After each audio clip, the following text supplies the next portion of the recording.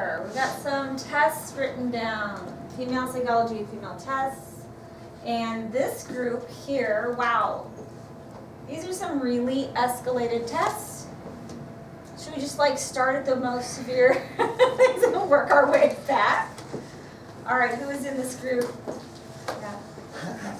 All right, cool. Okay, I'm moving out. I can find someone better. Why don't you just...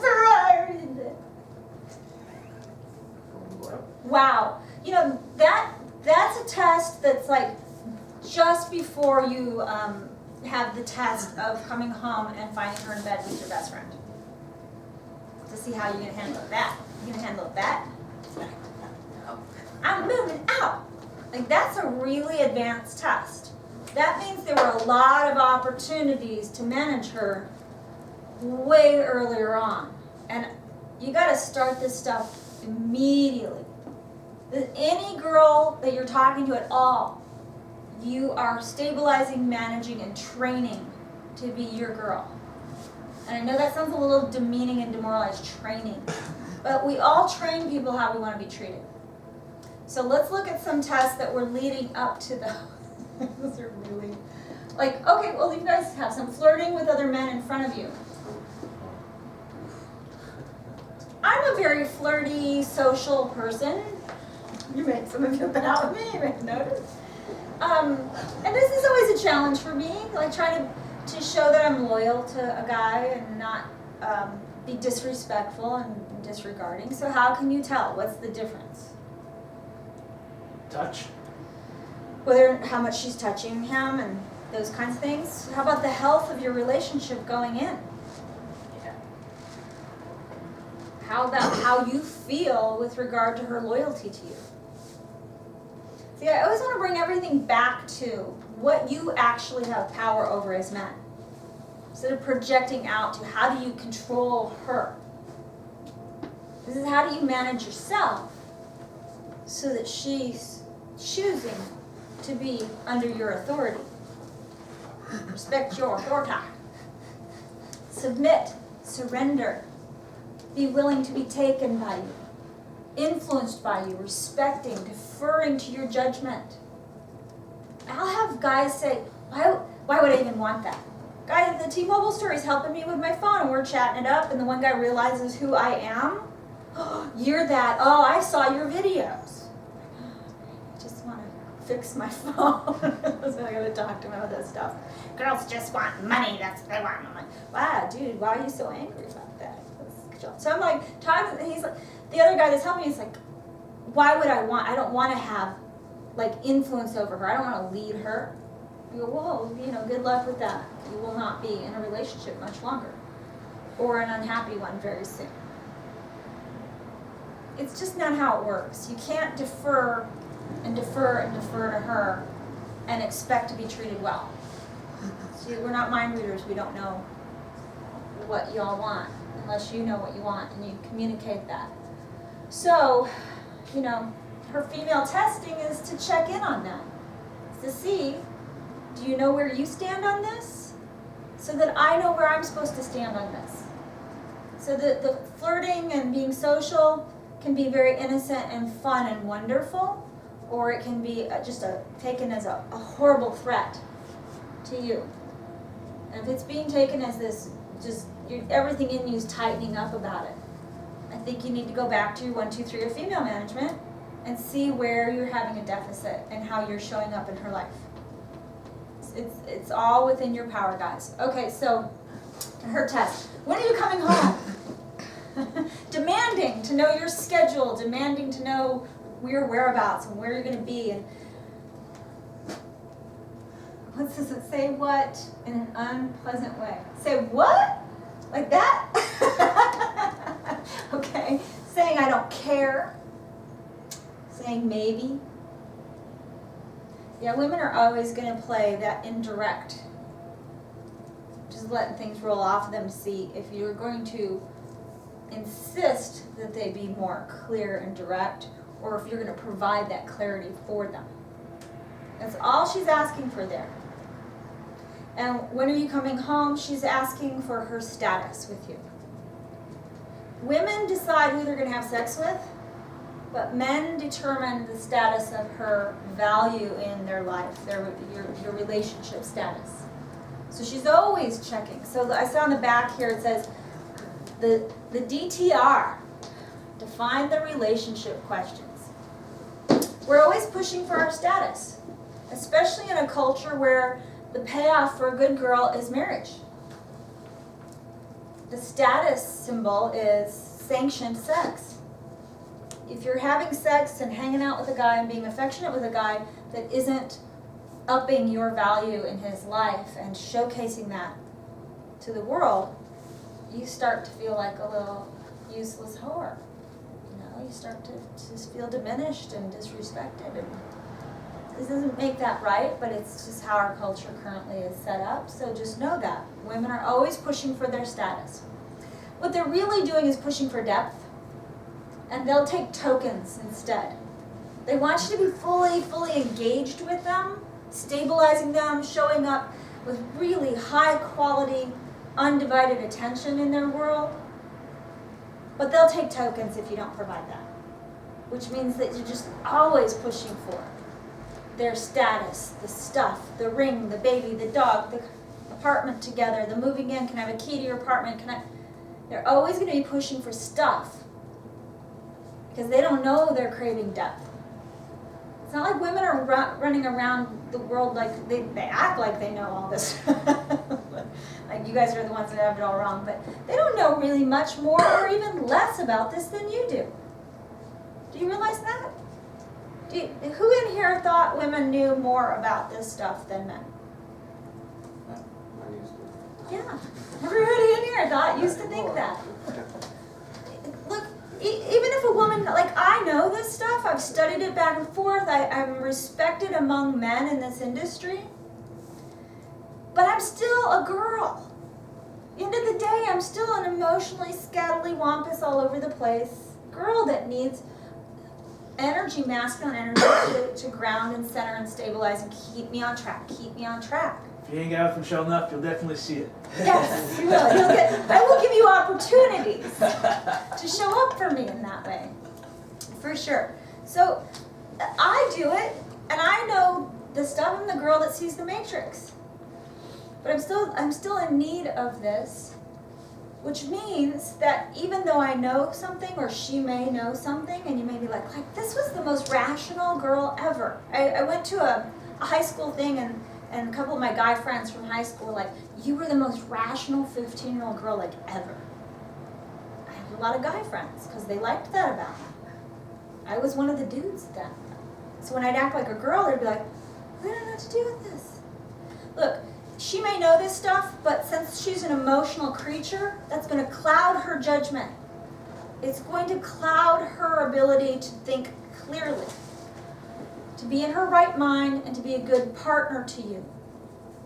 This is part of protecting and providing a big, big, big part, is stabilizing her. So, these tests are all opportunities. Let's see if we can, questions of loyalty, emotional outbursts, yeah. All of that is pressing for her status. Why? Because you're in charge of it. And when I was in New York teaching, one of the dating gurus asked this room full of guys who had more of an advantage in dating, men or women. And I probably could ask you guys and you'd still say women. No. In maybe getting sex, we've got an advantage. Yes, we have a vagina. Boom. In every other matter, you guys have the authority and the power. You just didn't know. And you didn't know how to exercise it. So any of these tests are just her feeling dependent on that. It's not the most fun thing in the world, especially for today's woman, who's very independent, educated, powerful, making money, got her own house, own car, already reproduced, whatever. Now all of you are at an age where you're running into single moms. Different dynamic. You've got to get this testing part right. Okay, so what I'd like you to do right now is take, let's choose one of these examples that everybody can relate to. Mad because you got a raise. Mad because you got a raise. Like, girl, I'm going to discuss this one. Take another minute. Yeah, mad because you got a raise. What does that mean? Why wouldn't she just be excited and be your cheerleader and you come home and it's like, I got a raise today, baby. And why isn't she like springing in your arms and happy for you and kissing you all over? Instead, she's getting schnitty about it. She's not. You might feel less Well, thank you. So glad you're here today. Because she's nuts? Well, like we can get out of the name calling. We can really get out of that because women will do this to themselves too, and we've got just a very dysfunctional, fucked up way of relating to ourselves and each other because women are crazy, women are nuts. Yeah, it does feel like we took a crazy pill. Thank you. Thank you for helping me with that. She's worried. She's concerned. She's Confident. Your status. insecure. Yeah. Insecure, your status just went up. Now you can go buy a yacht and some boob job bitches, and where is she? She's just like standing in the kitchen all frumpy. So she wants you to take her with you. That's what she wants to To do. go on the yacht. To elevated status. Yeah, she just wants a boob job. That's all that. Just buy her a boob job. Solved. Go to Scottsdale and look at all the women that men did that thought that was the solution. They're everywhere. Michelle, they're all happy in Scottsdale. Right? So awesome. I think these guys should save money and just get a girl like a bedazzled shirt that says insecure. Because that's what it is, you're right. His status went up. Is my status going up with your status? Am I going to get left behind? Because we have a shelf life. I don't care, I'm 45. How old am I? Am I 45 or 46? You're 45. I'm 45. I always say I'm a year older than I am. That's crazy. I like it. That's the crazy thing. I'm nuts. That's why. All right, so we can take really great care of ourselves. I can go and hang with the 20-somethings in the nightclubs and whatever. Like that can happen now. That's another modern woman kind of thing. We have this extended time frame where we can look good and be sexy and radiant and get the enhancements and spray tans and whatever. It's still, our reproductive life defines our shelf life. And women over 35, it does take a nosedive. So if your status is going up in what it means to be a man that has power, authority, and money in the world, you get a raise. She's wondering, how do I maintain my status? My looks are fading. My value's going away. I could be replaced. It's fear. If she's acting nutty, it's always fear. If things are fucked up, jacked up, confusing to you, it's always fear. You can just go straight to that. And you can decode any of these things you guys have written down on these whiteboards here. Every single one of them, just decode in your mind. I'm not in my right mind right now, and I need some help. I feel like a really helpless little girl, and I can't stabilize myself. Can I count on you to help me? Will you help me? Please? And you're going, girl, you got a master's degree and own a house and run a company and what? Doesn't fucking matter. Instinct's always running. She's still a girl. And like Jay said, if you hang out with me long enough, I will demonstrate that. Okay, so let's take one of these. She's flirting with other men in front of you. That's a good one, okay? Because that goes to like the core of your masculine self, doesn't it? And I'd like you guys to close your eyes, put your feet solid on the floor, close your eyes, and create if you have a scenario like this to go to that's happened to you, go back to it. Visualize it like in rich depth. Where were you? What did it smell like? What music was on? What was she wearing? However much detail you can pull. And if you haven't had it happen, just make up an imaginary scenario. Close your damn eyes. This isn't a test, Dave. I'm sorry, I Stop was trying so to be sucked all- in. No, I was like in my own rhythm. No, you just mad dogging me right now. It's 45 minutes, Michelle. Okay, all right, we're gonna do this exercise and then we're ready to do the Oh, next one. Close your eyes. Alright, shh. Close your eyes. Visualize this happening.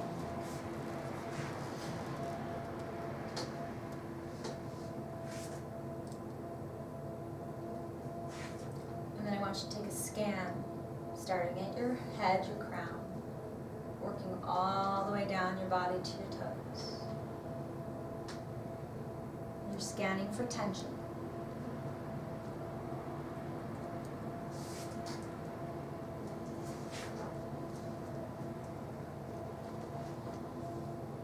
And when you've got it, open your eyes. And try not to mad dog. That's scary. Stop it. Imagine we walked around. That is not a commanding authority, that's just scary. Stop. It's creepy. Alright, Hold it's creepy space. as fuck. There. If I can, go ahead. Quit holding space like that. It's freaking me out, man. Alright, so everybody got their spot in their body? Yes. Yes? Okay, write it down. This is like the key to your happiness. This is the keys to the kingdom, guys. Whenever you feel it there, tension, tightness, whatever it is you felt, that's how you know it's a test. That's how you know something's out of calibration with this 1, 2, 3 of female management. And then you can go into action. She's in a mood. I'm not going to be in a mood. I'm going to choose to be stable, calm, and centered. And in your audio guide you guys got today, there are grounding practices in there for you to do in that moment. And the simplest one is take a deep breath, especially just in and out the nose. Think about your big toe and take a deep breath. Now you're calm and centered and stable. You might need 10 breaths, I don't know. You might need to do some of the practices that are in your audio workbook. Get yourself centered first, and then you're going to manage her mood. And how do you manage her mood? You break her emotional state. So now you know you were in an emotionally elevated state because, does anybody, who had it in their chest? Yeah, most guys, this is where your chest gets tight. Okay, any other guys want to share where they, I felt it too in the neck. Yeah, neck?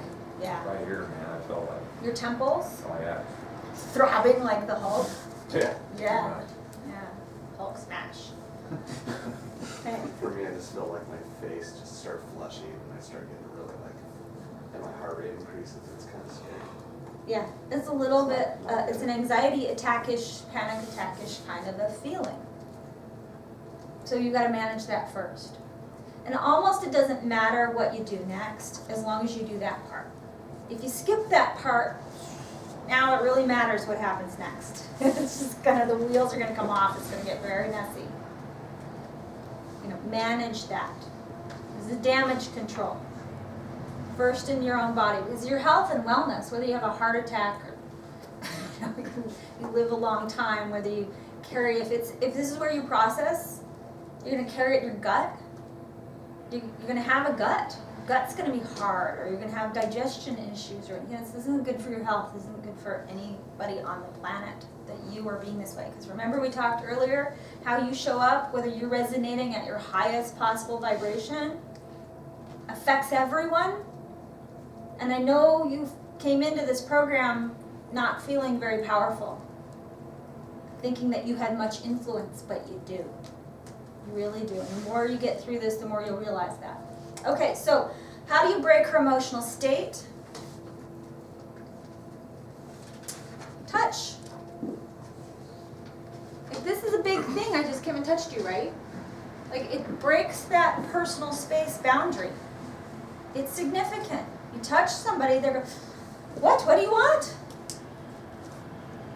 Boom. She was in one zone, now she's in another. You don't have to come over and grab her on the you're embarrassing me, stop. Stop talking under me. Maintain your peace, maintain your value. Don't bleed out value, especially in front of another man, and her in front of another man. Okay, just touch. So touch is your most potent, powerful way of diffusing her emotional state. It should be your go-to all the time. Touch-saturated way of living, so that it's not super weird when you do it. But if she's doing something that she knows, like we know, we might not be consciously doing the task, like we're not flirting with the guy to make you mad consciously. Sometimes yes, but if she isn't, it's just subconscious, or it's not even anything. It's just completely benign, but you're reacting to it. If you touch her in that moment, it will wake her up to the fact that it's a problem for you, that this is an issue. And this is, we'll get into, this is the give and the remove attention piece, which is step 2. You're giving very powerful reinforcement and attention on, hey, hello, I'm here. Touching somebody announces your presence. Okay, humor. Humor is, touch and humor are maybe equally potent and powerful when you use them in combo. You're touching a lot. You're touching in a very intense moment, or to break her emotional state, and you add humor to that. Like that can be the roll off. It diffuses the situation. It's what is an alpha male? He's just a gracious host. You're hosting her life. You're saying, I'm going to provide this space for you to be able to be free and female and sexy and amazing. I just want to make sure you know that this is where you bring it. I'm touching you, and then I'm going to diffuse with some humor that's not snipey and, you got to check your motivation. Is it loving? Is there a loving intent to say, hey, bring it back here, bring it home to daddy. This is where this attention belongs. And if you can graciously move it through with humor and diffuse it and really move on, not harbor resentment, because you're empowered, you're doing this on purpose. As soon as you do things on purpose, with a plan, with intention, and with a loving intent, you won't hold on to it. You just won't even need to worry about that part. You won't harbor it in your heart and in your body. Feel that tension, you'll feel it go away. That's how you know you're not hanging on to it. And if you're hanging on to it, get some help to move that through your system. Okay, commanding presence. Commanding presence needs to really be all the time. You're changing her mood, not her mind, all the time, all the time, all the time, so she's loyal to you. So she has a motivation, a strong desire to serve you, because she starts to think, no, especially if you're being sexual with her, you're the only man that knows how to do that, for me specifically. You really get me. And she starts to just really narrow her focus. This is how you build a stalker. Great sex, change her mood, not her mind. Do that combo. Oh my God, you can't get rid of this girl now. Watch yourselves. Powerful beasts when I'm through. All right. So let's discuss for a minute, and we're going to take our break, about what the difference is between responding and reacting. And I need some shout outs from the audience here on this one. Reacting is just an emotional response, and it's very quick. Reacting is quick and it's emotional. Impulsive. It's impulsive. So it lacks self-control. It lacks impulse control. Like a girl. Responding has intention. When you respond, you're being intentional. So that would mean that you've given it some thought beforehand. It's how you've chosen to do things. You've made a choice to show up that way. And in the moment, you're going, I intentionally choose to respond this way versus,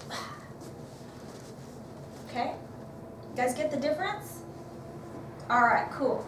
So what this is about, this whole system, is making a choice to respond because you want to. Not because you feel obligated or pressured or you're trying to get something or get one over. That's what con men and players do. Learn to play the game. But it's a game, it should be fun. You should want to. If you don't do it. Just don't fucking do it. Stay home. Do what you need to to do to get right in your own mind and your own body, and then you can start being a gift to the women of the world. All right, so we're going to take a break. You guys feel free to hang out outside. There's a bathroom here. There's a bathroom in my therapy suite next door, Suite H. You're welcome to use that as well. And then we'll come back for, in 10 minutes for give and remove attention. Thank you for your attention. You're welcome.